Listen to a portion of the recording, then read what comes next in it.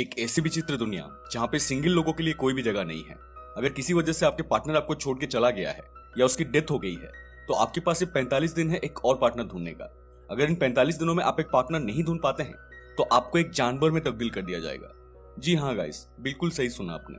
इस मूवी का नाम है द लॉबस्टर। मूवी शुरू होती है और हम मूवी के लीड कैरेक्टर डेविड को देखते हैं जिसे उसकी वाइफ छोड़कर चली गई है और अभी वो सिंगल है। सोसाइटी के नियम के हिसाब से यहाँ सिंगल लोगों के लिए कोई भी जगह नहीं है।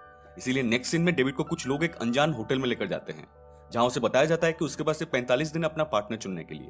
और वहां डेविड की तरह और भी लोग होते हैं जिनको या तो उनकी पार्टनर छोड़ के चली गई है नहीं तो उनकी डेथ हो गई है। उन्हें यहाँ आए हुए सिंगल लोगों में से अपना पार्टनर चुनना होगा और अगर वो अपना पार्टनर 45 दिनों में नहीं चुन पाते हैं तो उन्हें उनकी पसंद के जानवर में तब्दील कर दिया जाएगा। एंड गाइस, पार्टनर चुनने का एक कंडीशन भी है कि उन्हें ऐसा पार्टनर ढूंढना है जिनके साथ उनका कुछ सिमिलरिटी हो, मतलब 36 के 36 गुण मिलना चाहिए, नहीं तो आप अपने पार्टनर से शादी नहीं कर सकते। ओके। डेविड के पास एक डॉग होता है और मैं आपको यहाँ पे बता दूं कि असल में वो डॉग उसका भाई है जो कुछ साल पहले इस होटल में आया था पर उसे उसका पार्टनर नहीं मिला था तो उसे एक डॉग में कन्वर्ट कर दिया गया था। फिर डेविड से एक फॉर्म पर साइन करवाया जाता है और उसको उसका रूम अलॉट कर दिया जाता है। फिर डेविड के रूम में होटल की मैनेजर ओलिविया आती है और उसे पूछती है कि अगर वो अपना पार्टनर नहीं ढूंढ पाया तो वो कौन सा जानवर बनना पसंद करेगा।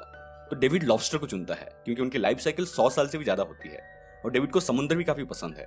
इसके बाद ओलिविया उसे होटल के कुछ रूल्स बताती है, जैसे कि डेविड को उनके हिसाब से कपड़े पहनने होंगे और वो वहां सिर्फ अपोजिट जेंडर को ही अप्रोच कर सकता है, सेम जेंडर को नहीं। जब तक वो अपना पार्टनर नहीं चुन लेता तब तक वो कोई भी पार्टनर वाला गेम नहीं खेल सकता, ओनली सिंगल वाला गेम ही खेल सकता है। एंड ऑल्सो वो होटल में मास्टरबेट नहीं कर सकता और होटल की मेट्स के साथ इंटीमेट हो सकता है। बट यहाँ एक फनी चीज ये थी कि मेट्स उन्हें बस एक्साइट करके क्लाइमैक्स से पहले ही छोड़कर चले जाते थे ताकि लड़कियों के ऊपर उनका इंटरेस्ट बना रहे।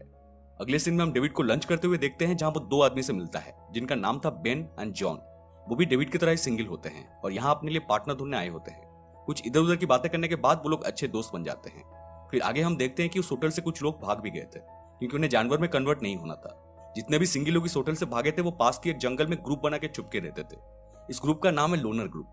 होटल अथॉरिटी हर दिन हॉन्टिंग ऑर्गेनाइज करवाती है जहाँ पे उस होटल के जितने भी कैंडिडेट्स होते हैं उन्हें भागे हुए सिंगल्स को मारना पड़ता है।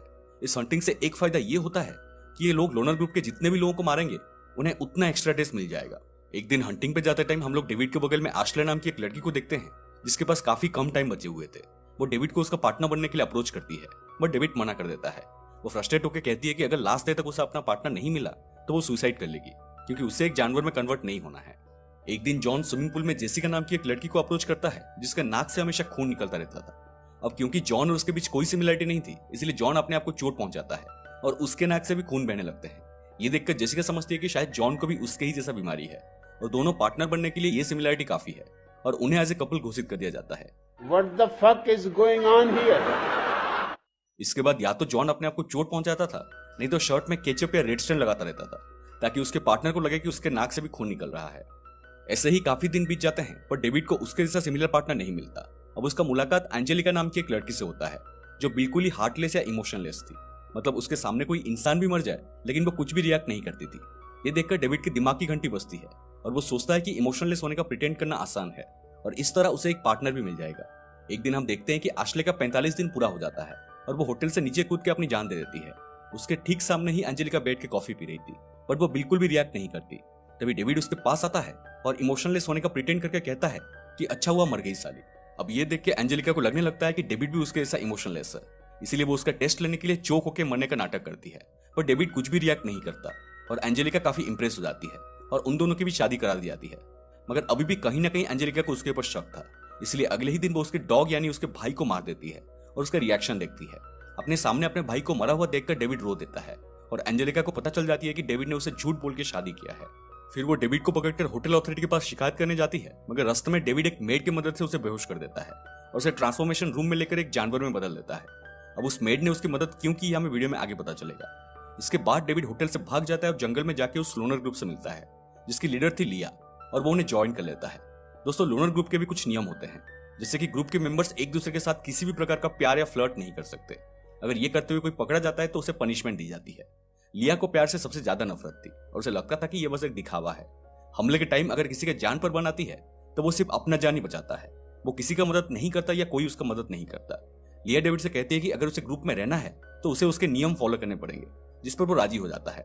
अब यहाँ हमें एक और बात पता चलती है कि होटल की मेड जिसने डेविड की मदद की थी वो भी इस ग्रुप से मिली हुई थी, क्योंकि उसके हस्बैंड के साथ उसका रिलेशनशिप टॉक्सिक हो चुका था और वो उसे छोड़ना चाहती थी। मगर इससे वो सिंगल हो जाएगी और उसे भी एक पार्टनर चुनने के लिए 45 डेज होटल में रहना पड़ेगा, जो कि वो बिल्कुल नहीं चाहती थी। वो हर रोज चुपके से जंगल में आके लिया को होटल से रिलेटेड इन्फॉर्मेशन देती थी और उन्हें काफी सामान भी सप्लाई करती थी। इसके बाद हम फिर डेविड को देखते हैं, जिसका मुलाकात उस ग्रुप की एक लड़की रेचल से होती है और उसे पता चलता है कि वो भी उसकी तरह शॉर्ट साइटेड है, मतलब दूर की चीजें नहीं दिखाई देती है, और ये चीज दोनों में कॉमन थी। इसलिए डेविड का उसके साथ एक बॉन्डिंग शुरू हो जाती है। हम देखते हैं कि इस ग्रुप के मेंबर्स हफ्ते में एक बार फॉर्मल कपड़े पहनकर हस्बैंड वाइफ बनकर सिटी में जाते हैं और अपनी जरूरत का सामान लेते हैं। लेकिन एक दिन अचानक एक पुलिस वाला को डेविड के ऊपर शक हो जाता है और उसे उसका मैरिज सर्टिफिकेट दिखाने कहता है। तब रेचल आकर उसे बचा लेती है ये कहकर कि मैं उसकी वाइफ हूँ। फिर रात के वक्त ये लोग होटल पर अटैक करते हैं, जिसमें मेड भी इनकी हेल्प करती है और वो सबसे पहले होटल के मैनेजर्स को टारगेट करते हैं। वो उसके हस्बैंड को गन पॉइंट में रखकर उसे ओलिविया को शूट करने के लिए कहते हैं और अपनी जान बचाने के लिए वो गांडू अपनी वाइफ को शूट भी कर देता है, पर गन खाली होता है तो वो बच जाती है। दोस्तों, लोनर ग्रुप का मकसद उन्हें मारना नहीं था, बल्कि उन्हें सच दिखाना था कि उनकी रिलेशनशिप कितनी फेक है। इसके बाद वो उन्हें उसी हालत में छोड़कर चले जाते हैं और ओलिविया अपने हस्बैंड के ऊपर एकदम आग बबूला हो जाती है। इसी बीच डेविड जॉन से मिलता है और जेसिका से कहता है कि जॉन को कोई भी बीमारी नहीं है। उसने उसे झूठ बोला था कि उसके नाक से खून बहता है, जिससे जेसिका काफी अपसेट हो जाती है। इसके बाद वो अपने कैंप में वापस आ जाते हैं और उसी रात मेड भी उनके ग्रुप में शामिल हो जाती है। अब जैसे जैसे समय बीतता जाता है, डेविड और रेचल एक दूसरे के और भी करीब आ जाते हैं और उनका रिश्ता प्यार में बदल जाता है। वो लोग आपस में साइन लैंग्वेज में बात करते हैं ताकि ग्रुप के मेंबर्स को उनके ऊपर शक ना हो, और बीच बीच में जंगल के अंदर जाके इंटीमेट भी होने लगते हैं।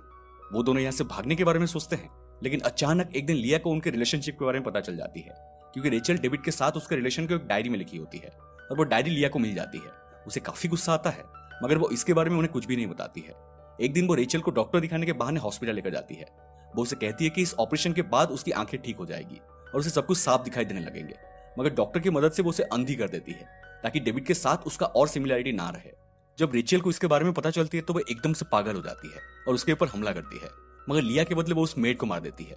जब डेविड को इसके बारे में पता चलती है तो वो काफी अपसेट हो जाता है, क्योंकि दोनों का प्लान था कि यहाँ से भाग के सोसाइटी में एक नॉर्मल लाइफ जीना, मगर यह पॉसिबल नहीं है क्योंकि दोनों के बीच में अब कोई भी सिमिलरिटी नहीं है। उस समय डेविड कहता है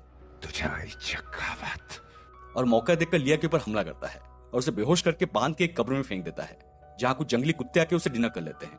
इसके बाद डेविड रेचल को वहां से भगाकर ले जाता है और दोनों एक रेस्टोरेंट में जाते हैं, जहाँ डेविड एक चाकू मंगवाता है, क्योंकि उसे भी अंधा होना था ताकि दोनों के बीच में फिर से सिमिलरिटी आ जाए और दोनों एक नई जिंदगी की शुरुआत कर सके। वो वॉशरूम में जाके अपने आंख में चाकू घोंप के अंधे होने की कोशिश करता है, मगर उसके हाथ कांपने लगते हैं और हमें रेचल को दिखाया जाता है जो कि डेविड के इंतजार में बैठी हुई थी, और मूवी यहीं पर खत्म हो जाती है। तो ये थी द लॉबस्टर की पूरी कहानी।